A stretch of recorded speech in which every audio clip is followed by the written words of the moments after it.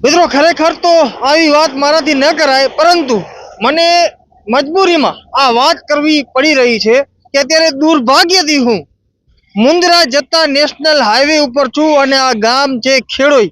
તમે જોઈ શકો છો અત્યારે આ ખેડોઈ નો આ નેશનલ હાઈવે છે અને આ નેશનલ હાઈવેની પરિસ્થિતિ તમે જોઈ શકો છો. તમે શું કારણથી ટોલ આપો છો અત્યારે એ બાબતમાં ક્યાંક ને ક્યાંક વિચાર તમને અને મારે કરવો પડશે. તમે શું કારણથી તમે રોડ ટેક્સ ભરો છો, તમને અને મને એ વિચાર એ કરવો પડશે. અને નેશનલ હાઈવે ઓથોરિટીની ટીમ શેના રૂપિયા લે છે કોન્ટ્રાક્ટર, એ પણ તમારે અને મારે વિચારવું પડશે. કારણ કે તમે એક ગાડી જોઈ શકો છો, રોંગ સાઈડમાં અત્યારે એક ગાડી છે, એનું અકસ્માત થઈ ગયું છે, એક્સિડન્ટ થઈ ગયું છે. એ ગાડી અત્યારે એટલી આ હાઈવે ઉપર નડી રહી છે અને આ એક નેશનલ હાઈવે છે જે અદાણી પોર્ટ એટલે કે મુન્દ્રા માટે જતો આ રસ્તો છે અને મુન્દ્રાથી આવતો આ રસ્તો છે.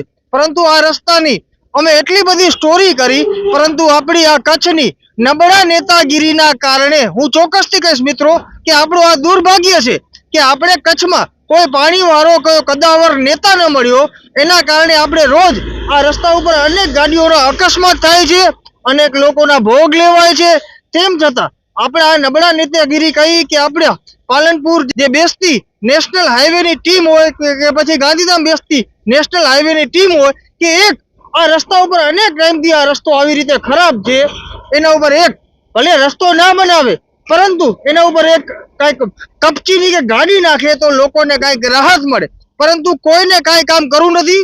રોડ ટેક્સ લેવો છે, ટોલ ટેક્સ લેવો છે અને બધી જાતના ટેક્સ લઈ લેવા છે અને લોકોને કઈ રીતે મારી નાખવા એના માટે આ વહીવટી તંત્ર હોય કે આપણા ચૂંટાયેલા પદાધિકારીઓ એ ફક્ત એના માટે જ કામ કરે છે. મને આજે આ બોલવું પડે છે અને પરાણે આ મારા મોઢામાંથી બોલાવડાવે છે, પણ જોઈ શકો છો હું શું કામ આટલો આક્રોશમાં આવીને બોલું છું ને એનું આ કારણ છે કે આ 2 વ્હીલર વાહન ચાલકો હોય કે 4 વ્હીલર વાહન ચાલકો હોય એના અત્યારે ગાડીમાં કેટલા મોટા નુકસાન આવી રહ્યા છે. એ નુકસાન શું આ વહીવટી તંત્ર કે આ નેતા ચૂંટાયેલા પ્રતિનિધિઓ ભરશે? આટલો નુકસાન આવે છે પરંતુ કોઈને કાંઈ પડી નથી.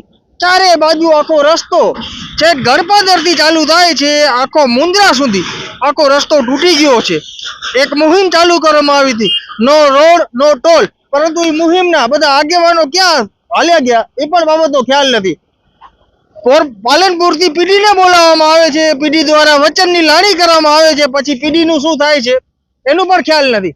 પરંતુ મારે એટલું કહેવું છે કે ડ્રાઈવર હોય કે ગમે તે એસોસિએશન હોય, ડમ્પર એસોસિએશન હોય કે ગમે તે ટ્રાન્સપોર્ટ એસોસિએશન હોય કે આ તમારી ગાડી છે, તમારી ગાડીમાં આવતો ગંભીર નુકસાન આવે કે ગમે તે અકસ્માત થાય એ તમને નડે છે, એના માટે કોઈ સરકાર કે વહીવટી તંત્ર તમને એ પૂરું નહીં પાડી દે.